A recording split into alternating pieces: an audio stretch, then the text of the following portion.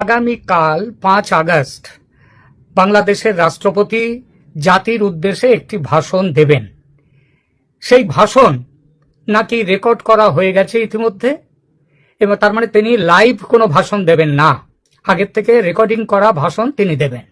এবং সেই যে রেকর্ডিংটা হয়েছে সেটা যেখান থেকেই হোক, রাষ্ট্রপতির দপ্তর থেকে হোক কিংবা যারা রেকর্ডিং করেছে বাংলাদেশের যে সরকারি সংস্থা তাদের দিকটা হোক, এই দুটো খবর মানে ফাঁস করে দিয়েছে এমন একটা খবর বাজারে খুব চলছে।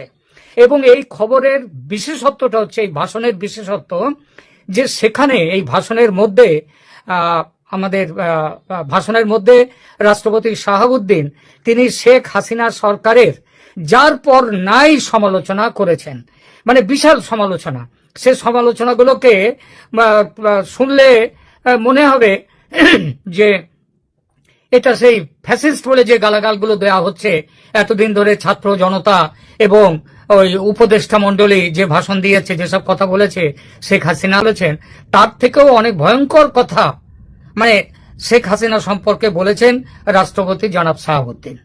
এই খবরটা ফাঁস হয়েছে, কারণ ভাষণটা ফাঁস হলে সেটা এসছে। এবং আমি অনেক খোঁজাখুঁজি করেও কোনো ক্রেডিবল নিউজ এজেন্সি, মানে যাদেরকে বিশ্বস্ত বিশ্বাসযোগ্য কোনো সংবাদ সংস্থায় আমি এই খবরটি পাইনি দেখতে। এই খবরটার আমি দেখলাম, শুনলাম কিছু বাংলাদেশের, মূলত বাংলাদেশের টিভি চ্যানেলে, এবং টিভি চ্যানেল না, ইউটিউব চ্যানেল, তারা আবার দু একটা ইউটিউব চ্যানেল তারা আবার টিভির মতো করে বলে।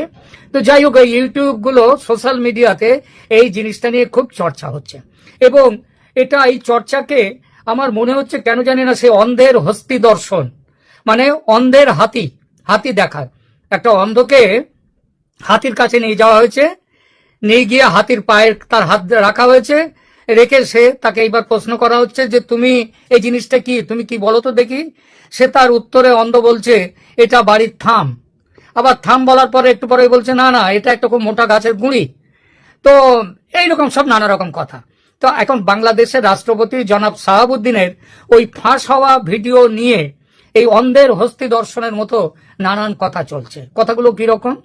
কথাগুলো হচ্ছে যেমন হাসিনা, ওই যে বললাম একটু আগে, হাসিনা ফ্যাসিস্ট, তাকে সরিয়ে ছাত্র জনতা যা করেছে খুব ভালো কাজ করেছে, এবং তারা এবার দেশকে নেতৃত্ব দিক, দেশকে নিয়ে যাক, এই ধরনের কথা।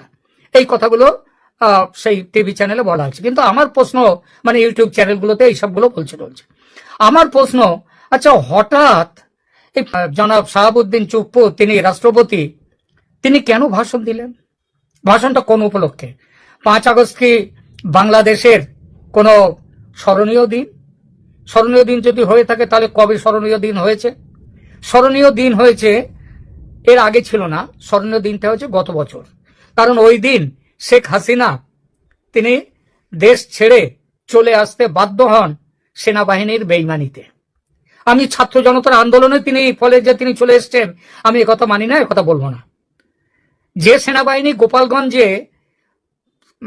গোপালগঞ্জের অনেক কম সংখ্যক মানুষের উপরে গুলি চালিয়ে সরকারি মতে 5 জন, বেসরকারি মতে 30 জন মানুষকে হত্যা করেছে, কয়েক শত আহত করেছে, সেই সেনাবাহিনী একটা গুলি চালালো না, বন্দুক নামিয়ে রাখলো, রাইফেল নামিয়ে রাখলো।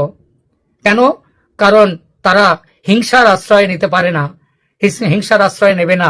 এই জন্য 2 ক্ষেত্রে সেনাপ্রধান ছিলেন ওয়াকারুজ্জামান। আবার এখনো বর্তমানে এই যে গোপালগঞ্জে কয়েকদিন আগে যে ঘটনা ঘটলো, তখনও সেনাপ্রধান সেই ওয়াকারুজ্জামান।